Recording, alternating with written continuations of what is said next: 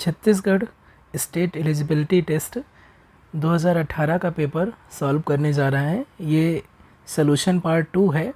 इससे पहले भी हमने एक वीडियो इस पेपर के सॉल्यूशन का अपलोड किया है, जिसकी लिंक यहाँ डिस्क्रिप्शन बॉक्स में मिल जाएगी। चलिए स्टार्ट करते हैं। इस वीडियो का फर्स्ट प्रॉब्लम कंसीडर करते हैं। यहाँ पर कह रहा है कि which of the following statements is not true. Okay, यहाँ पर फोकस करना है कि हमें ऐसा स्टेटमेंट ढूंढना है जो कि ट्रू नहीं है। तो फर्स्ट स्टेटमेंट देखते हैं, every subset of a countable set is countable, जो कि एक ट्रू स्टेटमेंट है। हमें ढूंढना है फॉल्स स्टेटमेंट। कोई भी काउंटेबल सबसेट का कोई भी सबसेट होगा तो हमेशा काउंटेबल होता है। सेकेंड स्टेटमेंट में चलते हैं। कह रहा है countable union of countable sets is countable. Again ये ट्रू स्टेटमेंट है। ये दोनों स्टैंडर्ड रिजल्ट है कार्डिनलिटी से रिलेटेड। फिर हम ऑप्शन जो डी में स्टेटमेंट दिया है उस पर आते हैं। तो ये क्या दिया हुआ है कि if A subset of countable set x, x यहाँ पर क्या है, काउंटेबल है। तो हम जानते हैं एक्स अगर काउंटेबल है तो उसका हर एक सबसेट काउंटेबल होगा। तो अगर ए कोई भी सबसेट है तो उसका कॉम्प्लीमेंट ऑफ ए वो भी क्या हो जाएगा, काउंटेबल हो जाएगा। क्योंकि एक्स काउंटेबल है तो उसका हर एक सबसेट काउंटेबल हो जाएगा। तो ए कुछ भी हो, ए कॉम्प्लीमेंट ऑलवेज काउंटेबल होगा। तो ये भी एज अ स्टेटमेंट ये ट्रू है। जो स्टेटमेंट सी है, कह रहा है कि countable product of countable sets is countable. तो countable product of countable sets ये हमेशा काउंटेबल रहे ये ज़रूरी नहीं है। इनफैक्ट अगर हम इनफाइनाइट प्रोडक्ट कर रहे हैं X I belongs to some index set, और एक्स आई जो एक्स आई की कार्डिनलिटी है वो ग्रेटर देन और इक्वल टू 2 है फॉर इनफाइनाइटली मैनी आइज़, तब ये जो प्रोडक्ट होगा ये डेफिनेटली अनकाउंटेबल हो जाता है। तो इन जनरल जो ऑप्शन सी है वो करेक्ट नहीं है, ये स्टेटमेंट फॉल्स है। तो जो हमारी राइट चॉइस हो जाएगी वो हो जाएगी सी। ऑब्वियसली अगर एक्स आई की cardinality less than equal to 1 है तब प्रोडक्ट आप कितना भी करेंगे काउंटेबल नहीं, अनकाउंटेबल प्रोडक्ट भी करेंगे तब भी वो सेट काउंटेबल रहेगा। लेकिन अगर इनफाइनाइटली मैनी आइज़ के लिए एक्स आई की कार्डिनलिटी अगर ग्रेटर देन इक्वल टू 2 हो गई तो जो प्रोडक्ट होगा वो हमेशा अनकाउंटेबल रहेगा। अगर इंडेक्स सेट ये इनफाइनाइट है, यानी कि यहाँ पर जो इंडेक्स सेट डेल्टा है वो क्या है, इनफाइनाइट सेट है। नेक्स्ट क्वेश्चन में आते हैं। नेक्स्ट प्रॉब्लम में कह रहा है कि C be the vector space of all real sequences and C0 be the subset of all sequences converging to 0, which of the following is correct। हमें यहाँ पर करेक्ट स्टेटमेंट देखना है। तो फर्स्ट स्टेटमेंट यहाँ पर ऑलरेडी दिया हुआ है कि C0 be the subset of all sequences converging to 0, यानी कि जो हमारा C0 है वो क्या है, सबसेट है C का, क्योंकि C में कन्वर्जेंट सीक्वेंस है और C0 में ऐसे सीक्वेंस का कलेक्शन है जो 0 को कन्वर्ज करते हैं, और ये ऑब्वियसली एक प्रॉपर सब स्पेस होता है। तो जो ऑप्शन नंबर फर्स्ट है ए है वो इनकरेक्ट हो जाएगा, क्योंकि यहाँ पर कह रहा है कि C0 इज़ नॉट अ सब स्पेस ऑफ C। तो ये स्टेटमेंट इनकरेक्ट है। अगेन जो C0 होता है वो इनफाइनाइट डायमेंशनल सब स्पेस होता है C का। तो यहाँ पर ये ऑप्शन हमारा करेक्ट हो जाएगा। ये फाइनाइट डायमेंशनल नहीं होता है। C यहाँ पर कह रहा है C फाइनाइट डायमेंशनल है और C0 is an infinite dimensional vector space over R। ये पॉसिबल है ही नहीं, क्योंकि C0 क्या है, सब स्पेस है C का। तो स्पेस का डायमेंशन फाइनाइट हो और उसके सब स्पेस का डायमेंशन इनफाइनाइट हो, ऐसा पॉसिबल हो ही नहीं सकता है किसी भी केस में। तो ये भी इनकरेक्ट हो जाएगा। अगेन डी ऑप्शन में कह रहा है C0 इज़ या C0 is of finite dimensional and C is an infinite dimensional. ये दोनों actually infinite dimensional vector space होते हैं ओवर R या ओवर C। तो ऑप्शन डी भी यहाँ पर इनकरेक्ट हो जाएगा, सिर्फ ऑप्शन बी यहाँ पर हमारा करेक्ट होगा। नेक्स्ट प्रॉब्लम देखते हैं। तो नेक्स्ट प्रॉब्लम में बोल रहा है कि u and b be linearly independent vectors in a vector space. u और b ऑलरेडी दिया हुआ है कि ये लीनियरली इंडिपेंडेंट है। Then which of the following is incorrect. हमें इनकरेक्ट स्टेटमेंट देखना है, ये यहाँ पर फोकस की बात है कि हमें इनकरेक्ट स्टेटमेंट देखना है, ना कि करेक्ट स्टेटमेंट। तो यहाँ पर दिया हुआ है कि u and b linearly independent है। अब इसका यूज़ करके हम ऑप्शन ए में आते हैं। तो ऑप्शन ए में कह रहा है कि vectors u plus B and u minus B are linearly independent. तो देखते हैं यहाँ पर लीनियर कॉम्बिनेशन लेते हैं, alpha u plus B plus beta u minus B equal to 0 vector. यहाँ से मिल जाएगा alpha plus beta times u और plus alpha minus beta times vector b equal to 0 vector. और चूँकि u एंड b ये ऑलरेडी दिया हुआ है कि लीनियरली इंडिपेंडेंट है, तो यहाँ से ये इम्प्लाई करेगा कि alpha plus beta equal to 0 को जो स्केलर होंगे कोफिशिएंट, और alpha minus beta equal to 0। तो यहाँ से क्या हो जाएगा कि दोनों को सम करेंगे तो 2 अल्फ़ा इक्वल टू 0 हो जाएगा, 2 अल्फ़ा इक्वल टू 0, और यहाँ से अल्फ़ा इक्वल टू 0 आ जाएगा। और अल्फ़ा इक्वल टू 0 है तो ये इम्प्लाई करेगा कि बीटा इक्वल टू भी 0 है। तो क्या मिल गया हमें, अल्फ़ा इक्वल टू 0 और बीटा इक्वल टू 0, दोनों 0 मिल गए।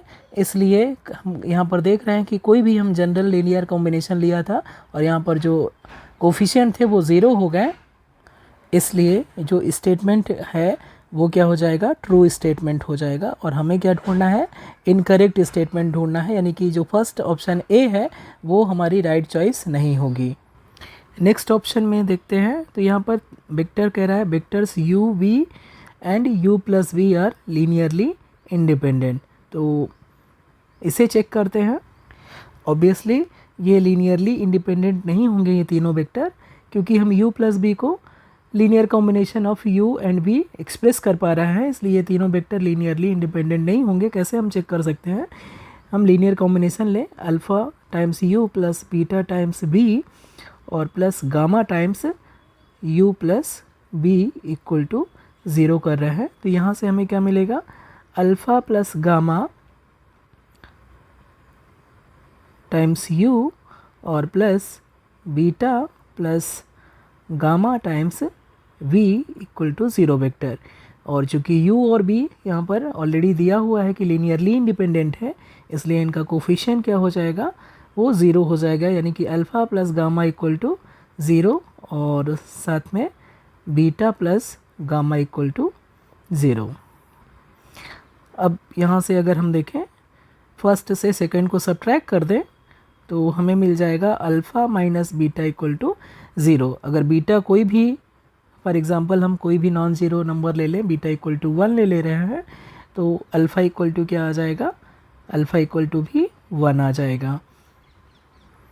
और इस केस में जो गामा की वैल्यू है वो क्या हो जाएगी, -1 के बराबर हो जाएगी। तो देखेंगे कि यहाँ पर हमें एक नॉन ट्रिवियल सोल्यूशन मिल गया, alpha equal to 1, beta equal to 1 और गामा इक्वल टू -1, जो इस लीनियर कॉम्बिनेशन को 0 वेक्टर के बराबर कर रहा है। इसलिए ये जो वेक्टर है u b and u plus b ये एक्चुअली लीनियरली इंडिपेंडेंट वेक्टर नहीं होंगे, बल्कि क्या हो जाएंगे, लीनियरली डिपेंडेंट वेक्टर हो जाएंगे। और इसलिए स्टेटमेंट जो b है वो फॉल्स हो जाएगा, इनकरेक्ट हो जाएगा। और चूँकि हमें इनकरेक्ट ही ऑप्शन ढूंढना था, इसलिए ऑप्शन नंबर बी यहाँ पर राइट चॉइस हो जाएगी। यहाँ पर इसे डायरेक्टली भी कर सकते हैं, जो वेक्टर यहाँ पर u प्लस बी दिया है, अगर इसको हम w मान लें तो w इक्वल टू हम क्या लिख सकते हैं, इसको हम रिमेनिंग जो दो वेक्टर दिए हैं उनके लीनियर कॉम्बिनेशन के में एक्सप्रेस कर पा रहे हैं। u प्लस बी वेक्टर यानी कि w vector is equal to 1 into U vector plus 1 into B vector. इसलिए तीनों वेक्टर लीनियरली इंडिपेंडेंट नहीं हो सकते हैं। नेक्स्ट प्रॉब्लम को कंसीडर करते हैं। इस प्रॉब्लम में कह रहा है कि b एक वेक्टर स्पेस है और इसका डायमेंशन दिया हुआ है कि 10 है और s कोई भी फाइनाइट सबसेट है v का, तो which of the following is false. हमें यहाँ पर अगेन फॉल्स स्टेटमेंट ढूंढना है कि इनमें से कौन सा इनकरेक्ट है स्टेटमेंट। तो फर्स्ट ऑप्शन में कह रहा है कि if S is linearly dependent then S contains at least 11 elements. तो इन जनरल ये स्टेटमेंट फॉल्स है। फॉर एग्ज़ाम्पल कोई भी हम सेट लें S इक्वल टू कोई भी वेक्टर लें U और उसके साथ में एक और वेक्टर ले लें जीरो वेक्टर। U एक नॉन जीरो वेक्टर है और दूसरा वेक्टर हम जीरो ले रहे हैं और ये फाइनाइट है, लेकिन इसका लीनियर कॉम्बिनेशन हम क्या कर सकते हैं, 0 times U plus 1 into zero vector, यहाँ पर ये जीरो वेक्टर है, ये किसके बराबर हो जाएगा, ये ज़ीरो वेक्टर के बराबर हो गया। यानी कि हमें नॉन ट्रिवियल इसका सोल्यूशन मिल रहा है। यहाँ पर अल्फ़ा इक्वल टू 0 मिल रहा है और बीटा इक्वल टू 1 मिल रहा है, इसलिए जो सेट होगा एस ये लीनियरली डिपेंडेंट हो जाएगा। लेकिन इसमें नंबर ऑफ़ एलिमेंट कितने हैं, सिर्फ 2 हैं। इनफैक्ट अगर कोई भी सेट जीरो वेक्टर को कंटेन करता है तो वो हमेशा लीनियरली डिपेंडेंट वेक्टर रहता है। इसलिए इन जनरल ये जो हमारा ऑप्शन नंबर ए है वो इनकरेक्ट हो जाएगा। स्टेटमेंट ये ट्रू नहीं है बल्कि फॉल्स है और इसलिए ये हमारी एक करेक्ट चॉइस हो सकती है। बाकी ऑप्शन को देखते हैं।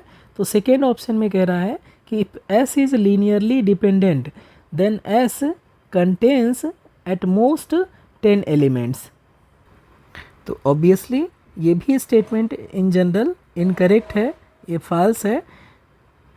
इनफैक्ट चूँकि यहाँ पर डायमेंशन 10 दिया हुआ है तो 10 से ज़्यादा एलिमेंट वाला कोई भी सेट हम लेंगे तो हमेशा लीनियरली डिपेंडेंट रहेगा। तो इन जनरल जो स्टेटमेंट बी है वो भी इनकरेक्ट है, यानी कि फॉल्स स्टेटमेंट है और हमें फॉल्स स्टेटमेंट ही ढूंढना है, इसलिए ऑप्शन बी भी हमारी राइट चॉइस हो सकती है।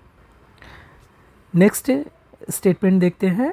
If S is independent then S contains at most 10 element. ये एक्चुअली जो स्टेटमेंट है ये करेक्ट है क्योंकि इसका डायमेंशन जो वेक्टर स्पेस है उसका डायमेंशन 10 है। तो अगर कोई भी सेट लीनियरली इंडिपेंडेंट है तो वो एट मोस्ट 10 एलिमेंट कंटेन कर सकता है। डायमेंशन से ज़्यादा एलिमेंट जिस भी सेट में होंगे वो हमेशा लीनियरली डिपेंडेंट हो जाएंगे। तो ये एक्चुअली जो स्टेटमेंट है ये ट्रू स्टेटमेंट है, इसलिए ये हमारी राइट चॉइस नहीं हो सकती है। और नन ऑफ द अबव ये भी ऑप्शन इनकरेक्ट हो जाएगा, ये राइट चॉइस नहीं होगी। दो हमें यहाँ पर फॉल्स स्टेटमेंट मिल रहे हैं।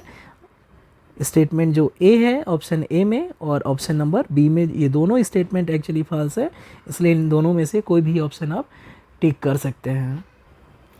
नेक्स्ट प्रॉब्लम को देखते हैं। यहाँ पर टी R2 से R2 में एक मैप डिफाइंड है इस तरीके से। तो कह रहा है कि the matrix representing T with respect to the basis this for both range and domain of the linear transformation T is, यानी कि यहाँ पर जो बेसिस दिया हुआ है एक्चुअली वो जो डोमेन है और रेंज है दोनों के लिए यही बेसिस हम यूज़ कर रहे हैं और ये ऑर्डर्ड बेसिस है, जिस ऑर्डर में लिखी है उसी ऑर्डर में हम यूज़ करेंगे। और इसके करस्पॉन्डिंग जो ये लीनियर ट्रांसफॉर्मेशन टी है, ऑब्वियसली ये लीनियर ट्रांसफॉर्मेशन है, तो इसका मैट्रिक्स फॉर्म क्या होगा ये हमें फाइंड आउट करना है। तो इसके लिए हम पहले टी ऑफ B1 की वैल्यू निकालेंगे। तो टी ऑफ B1 की वैल्यू क्या हो जाएगी, यहाँ पर x की वैल्यू 0 है और y की वैल्यू 1 है, यानी कि टी ऑफ 0,1 और बाय डेफिनीशन ये क्या हो जाएगा x प्लस वाई यानी कि 1 और x माइनस वाई यानी कि -1। और इसे हम कैसे लिख सकते हैं, इसे लिख सकते हैं 1 into B2 minus 1 into B1। Again T of जो B2 की इमेज है वो कितना हो जाएगा, टी ऑफ 1,0। तो ये कितना हो जाएगा, ये हो जाएगा बाय डेफिनीशन 1,1। तो इसे हम linear combination of B1 B2 लिखेंगे तो आएगा, सॉरी ये ऑर्डर्ड बेसिस है तो पहले हमें B1 लिखना पड़ेगा, यानी कि -1 टाइम्स B1 और +1 टाइम्स V2। और ये कितना हो जाएगा, इसको अगर हम एक्सप्रेस करेंगे तो ये हो जाएगा 1 टाइम्स B1 + 1 टाइम्स V2। इसलिए जो इसका मैट्रिक्स फॉर्म हो जाएगा, T का जो मैट्रिक्स फॉर्म हो जाएगा वो कितना हो जाएगा, जो स्केलर्स है यहाँ पर जो स्केलर्स यूज़ किया गया है -1 और 1, इसको कॉलम वेक्टर बनाना है, यानी कि -1 1, और जो सेकेंड जो वेक्टर यहाँ स्केलर आए हैं कोफिशिएंट, उनको सेकेंड कॉलम बनाना है। तो ये कितना हो जाएगा 1 1, ये आपका मैट्रिक्स रिप्रेजेंटेशन हो जाएगा इस बेसिस के रिस्पेक्ट में। इसलिए जो ऑप्शन नंबर ए है करेक्ट हो जाएगा और बाकी ऑप्शन इनकरेक्ट हो जाएंगे। नेक्स्ट प्रॉब्लम को देखते हैं। कह रहा है कि the column of 3x5 matrix A कोई 3x5 मैट्रिक्स है, तो उसका जो कॉलम्स होंगे वो क्या होंगे। तो चूँकि जो मैट्रिक्स ए है वो 3x5 मैट्रिक्स है, 3x5 मैट्रिक्स है, यानी कि नंबर ऑफ जो कॉलम होंगे यहाँ पर 5 होंगे और नंबर ऑफ रो कितने होंगे, 3 होंगे। और इसकी जो रैंक होगी ए की, वो एट मोस्ट 3 हो सकती है। जो भी रो और कॉलम में जो स्मॉलर होगा उसके बराबर या उससे छोटी उस मैट्रिक्स की रैंक हो सकती है। तो जो रैंक ऑफ ए है वो लेस देन इक्वल 3 हो जाएगी यहाँ पर। और यहाँ पर जो मैट्रिक्स ए में नंबर ऑफ कॉलम्स हैं वो 5 है, तो ये ऑलवेज लीनियरली इंडिपेंडेंट होंगे, ये इनकरेक्ट ऑप्शन हो जाएगा। फिर सेकेंड ऑप्शन में कह रहा है linearly independent when ever the rose of A R linearly independent. ये एक्चुअली यहाँ पर रैंक 3 है, तो और कॉलम में 5 वेक्टर है, तो ये हमेशा लीनियरली डिपेंडेंट ही होंगे, तो स्टेटमेंट बी भी इनकरेक्ट हो जाएगा। थर्ड में कह रहा है linearly dependent only when the rose of A R linearly dependent. ये भी स्टेटमेंट ऑलवेज ट्रू नहीं है। लीनियरली डिपेंडेंट होना वेक्टर्स का ये रो के लीनियरली इंडिपेंडेंट होने पर डिपेंड नहीं करेगा। रो अगर लीनियरली डिपेंडेंट भी है और नहीं भी है तब भी कॉलम वेक्टर्स होंगे वो हमेशा लीनियरली इंडिपेंडेंट होंगे। तो ये ऑप्शन नंबर सी भी इनकरेक्ट हो जाएगा। ये ऑप्शन डी में कह रहा है कि ऑलवेज लीनियरली डिपेंडेंट, तो ये ऑप्शन हमारा करेक्ट हो जाएगा क्योंकि ये 3x5 मैट्रिक्स है और यहाँ पर रैंक एट मोस्ट 3 हो सकती है और कॉलम में 5 वेक्टर होंगे और इसलिए ये हमेशा लीनियरली डिपेंडेंट वेक्टर होंगे। नेक्स्ट प्रॉब्लम को देखते हैं। तो नेक्स्ट प्रॉब्लम में एक मैट्रिक्स दिया हुआ है 2x2, then the matrix A क्या होगी इसके बारे में इंफॉर्मेशन ले रहा है। तो यहाँ पर जो मैट्रिक्स है चूँकि डायगोनलाइजेबल से रिलेटेड यहाँ पर ऑप्शन दिए हुए हैं, आइगन वेक्टर और आइगन वैल्यू से रिलेटेड है, तो पहले हम इसके आइगन वैल्यू निकालने की कोशिश करते हैं। तो a minus lambda times I का डिटरमिनेंट निकालेंगे तो ये कितना हो जाएगा, lambda square plus 1 equal to 0, ये करेक्टरिस्टिक इसका इक्वेशन हो जाएगा। और यहाँ से लैम्डा की वैल्यू कितना आ जाएगी, प्लस माइनस आई हो जाएगी। तो जो आइगन वैल्यू हैं वो क्या आ रहे हैं, दोनों के दोनों कॉम्प्लेक्स आइगन वैल्यू आ रहे हैं इसके लिए। और चूँकि जो मैट्रिक्स है वो क्या है, रियल मैट्रिक्स है, इसके लिए जो इसके आइगन वैल्यू होंगे वो कभी भी R2 के वेक्टर नहीं हो सकते हैं। This matrix has no eigen vector in R2, ये स्टेटमेंट आपका करेक्ट हो जाएगा। चूँकि यहाँ पर डिस्टिंक्ट आइगन वैल्यू मिली है तो ये डायगोनलाइजेबल तो हो जाएगी, लेकिन डायगोनल में जो एलिमेंट आएंगे वो एक्चुअली में क्या होंगे, कॉम्प्लेक्स होंगे। तो ये डायगोनलाइजेबल नहीं है, ये कहना सही नहीं है, डायगोनलाइजेबल है, लेकिन जो डायगोनल मैट्रिक्स मिलेगी उसके जो डायगोनल एंट्रीज होंगे वो रियल नहीं होंगे। अगर ये कहता है कि ये रियल डायगोनल नहीं होगी तो उस केस में ये ऑप्शन करेक्ट हो जाता। फिर ये चूँकि डायगोनलाइजेबल हो जाएगी क्योंकि दो डिस्टिंक्ट आइगन वैल्यू मिल रहे हैं, इसलिए इसके दो लीनियरली इंडिपेंडेंट आइगन वेक्टर्स भी मिलेंगे, लेकिन वो जो आइगन वेक्टर्स होंगे वो R2 के मेंबर नहीं होंगे, वो एक्चुअली C2 के मेंबर होंगे, कॉम्प्लेक्स वहाँ पर एंट्रीज होंगी। इसलिए ये कहना है कि 2 लीनियरली इंडिपेंडेंट आइगन वेक्टर नहीं मिलेंगे, ये गलत हो जाएगा। मिलेंगे क्योंकि दो डिस्टिंक्ट आइगन वैल्यू मिल रही हैं और डिस्टिंक्ट आइगन वैल्यू के करस्पॉन्डिंग जो आइगन वेक्टर्स होते हैं वो हमेशा लीनियरली इंडिपेंडेंट होते हैं, इसलिए दो लीनियरली इंडिपेंडेंट आइगन वेक्टर्स तो मिलना कंपलसरी है। अगेन ऑप्शन डी भी यहाँ पर इनकरेक्ट हो जाएगा। यहाँ पर कह रहा है कि has no two linearly dependent eigen vectors. अगर इस स्टेटमेंट को इस तरीके से समझ रहे हैं कि it has no two linearly dependent eigen vectors, ये कब होगा कि अगर हम यहाँ पर चूँकि दो आइगन वैल्यू मिली है, लैम्डा 1 इक्वल टू आई कह सकते हैं और लैम्डा 2 इक्वल टू माइनस आई कह सकते हैं। तो आई के करस्पॉन्डिंग जो आइगन वेक्टर होगा और माइनस आई के करस्पॉन्डिंग जो आइगन वेक्टर होगा वो हमेशा लीनियरली इंडिपेंडेंट होंगे। लेकिन अगर हमें मालूम है कि आई के करस्पॉन्डिंग आइगन वेक्टर अगर x है तो अल्फ़ा कोई भी नॉन जीरो नंबर है, नॉन जीरो स्केलर है, तो अल्फ़ा x भी एक्चुअली आइगन वेक्टर हो जाएगा किसके करस्पॉन्डिंग, आई के करस्पॉन्डिंग हो जाएगा। और उस केस में अल्फ़ा और x और अल्फ़ा x दोनों क्या हो जाएंगे, लीनियरली डिपेंडेंट वेक्टर हो जाएंगे। यानी कि एक ही आइगन वैल्यू के करस्पॉन्डिंग जितने भी आइगन वेक्टर होंगे वो actually dependent, linearly dependent eigen vectors होंगे। इसलिए option number D in general incorrect हो जाएगा। नेक्स्ट प्रॉब्लम को कंसीडर करते हैं। तो यहाँ पर कह रहा है match the following and choose the correct answer. हमें यहाँ पर मैचिंग करना है कि कौन सा ऑप्शन किस से मैच कर रहा है।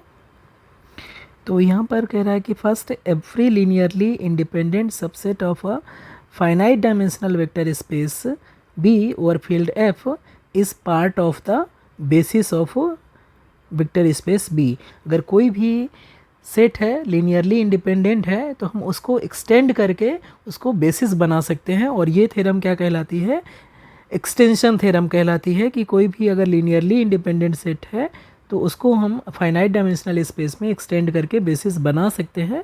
और इसलिए फर्स्ट जो ऑप्शन ए है वो एक्सटेंशन थ्योरम फोर्थ से करेक्ट मैच होगा। अगेन कह रहा है कि जो बी है statement, every finite dimensional vector space has a basis, ये कहलाती है एग्जिस्टेंस थ्योरम। तो ये जो बी स्टेटमेंट है थर्ड ऑप्शन से मैच करेगा। नेक्स्ट जो स्टेटमेंट है C, every homomorphic image of a vector space is isomorphic to a quotient space, इसे हम बोलते हैं फंडामेंटल थ्योरम ऑफ होमोमॉर्फिज्म। तो ये जो सी ऑप्शन है ये फर्स्ट से मैच करेगा। और लास्ट स्टेटमेंट है डी कि एफ अगर यू से बी में एक लीनियर मैप है तो जो रैंक ऑफ एफ और nullity of F dimension of you के बराबर हो जाएंगे। इस रिज़ल्ट को हम सिल्वेस्टर थ्योरम के नाम से जानते हैं। तो ये सेकेंड से मैच करेगा। तो जो हमारा ए है वो फोर्थ से, बी थर्ड से, सी फर्स्ट से और डी सेकेंड से मैच कर रहा है। इसलिए जो ऑप्शन नंबर सी होगा ये करेक्ट हो जाएगा। नेक्स्ट प्रॉब्लम देखते हैं। अगेन ये मैचिंग से प्रॉब्लम है। Match the following so that the statement is complete and meaningful. तो फर्स्ट स्टेटमेंट कह रहा है any N dimensional vector space B over field F, इसको हम मैच कर सकते हैं। जो सेकेंड स्टेटमेंट है is isomorphic to B N. Again यहाँ पर सेकेंड जो बी ऑप्शन दिया है स्टेटमेंट कि if F from U to B, ये लीनियर मैप है तो जो कर्नेल होगा एफ का वो एक्चुअली सब स्पेस हो जाएगा किसका, डोमेन का, यानी कि यू का। और इसलिए जो बी है स्टेटमेंट ये थर्ड से मैच करेगा। नेक्स्ट स्टेटमेंट जो सी है कह रहा है यू और F be any vector sub space of a finite dimensional vector space B over field F. चूँकि ये सब स्पेस है तो जो u का डायमेंशन होगा वो always less than equal to dimension of b होगा। और इसलिए c जो स्टेटमेंट है फोर्थ ऑप्शन से मैच करेगा। लास्ट जो ऑप्शन डी है स्टेटमेंट, उसमें कह रहा है u and b are two vector subspaces of a finite dimensional vector space w over field f, then जो dimension of u plus b होगा वो less than equal to dimension of u plus dimension of b हो जाएगा। तो इसलिए जो D statement है वो मैच करेगा फर्स्ट से। इसलिए यहाँ पर जो करेक्ट ऑप्शन हो जाएगा वो बी हो जाएगा। नेक्स्ट जो प्रॉब्लम है इसमें कह रहा है कि to prove existence theorem for the basis of any finite dimensional vector space V over field F there are some steps. तो हमें उन स्टेप्स को करेक्ट सीक्वेंस में लगाना है कि सबसे पहले हम कौन सा स्टेप करेंगे, फिर उसके बाद नेक्स्ट स्टेप क्या होगा, ये हमें ऑर्डर में सीक्वेंस में फिक्स करना है इन स्टेप्स को। तो एग्जिस्टेंस थ्योरम प्रूफ करने के लिए सबसे पहले तो हम एक सेट लेंगे, take a set S so that it generates whole of B। तो वो जो फर्स्ट जो हमारा स्टेप हो जाएगा ये B हो जाएगा कि हम पहले एक सेट लेंगे जो S जो कि पूरा का पूरा B जनरेट कर दे।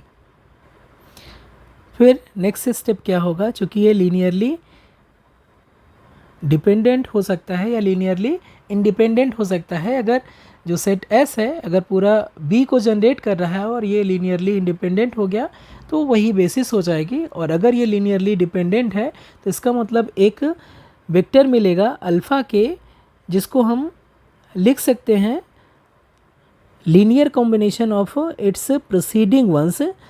Now delete it. तो जो सेकेंड स्टेप है यही है कि अगर ये जो सेट S है वो लीनियरली डिपेंडेंट हो गया तो हमें ऐसे फर्स्ट वेक्टर को जिसको हम लिख सकते हैं as a linear combination of preceding vector, उसको हम एलिमिनेट कर देंगे, डिलीट कर देंगे और उसके बाद एक नया सेट S1 बनाएंगे। तो हम सेकेंड स्टेप में पहुंच गए। फिर क्या हो गया, उस एलिमेंट को जिसको हम प्रीवियस एलिमेंट प्रीसीडिंग एलिमेंट के लीनियर कॉम्बिनेशन में एक्सप्रेस कर सकते हैं, उसको हम अब डिलीट करेंगे। आफ्टर डिलीशन ऑफ अल्फ़ा के get new set S1 which is obviously subset of S। Again it is linearly dependent और लीनियरली इंडिपेंडेंट। तो ये हमारा हो जाएगा थर्ड स्टेप डिलीशन का। और फिर जो फोर्थ स्टेप हो जाएगा, repeat the process till we get linearly independent set. जब तक हमें लीनियरली इंडिपेंडेंट सेट नहीं मिल जाता है तब तक हम यही प्रोसेस को रिपीट करते रहेंगे, यानी कि एक एक एलिमेंट को रिमूव करते रहेंगे, डिलीट करते रहेंगे। तो फाइनली हमें लीनियरली इंडिपेंडेंट सेट मिल जाएगा और वही एक्चुअली बेसिस हो जाएगा। तो जो हमारे स्टेप्स होंगे, फर्स्ट B, फिर सेकेंड C और उसके बाद A एंड D। इसलिए जो ऑप्शन नंबर C है वो करेक्ट हो जाएगा। ये करेक्ट सीक्वेंस ऑफ स्टेप्स को रिप्रेजेंट करेगा।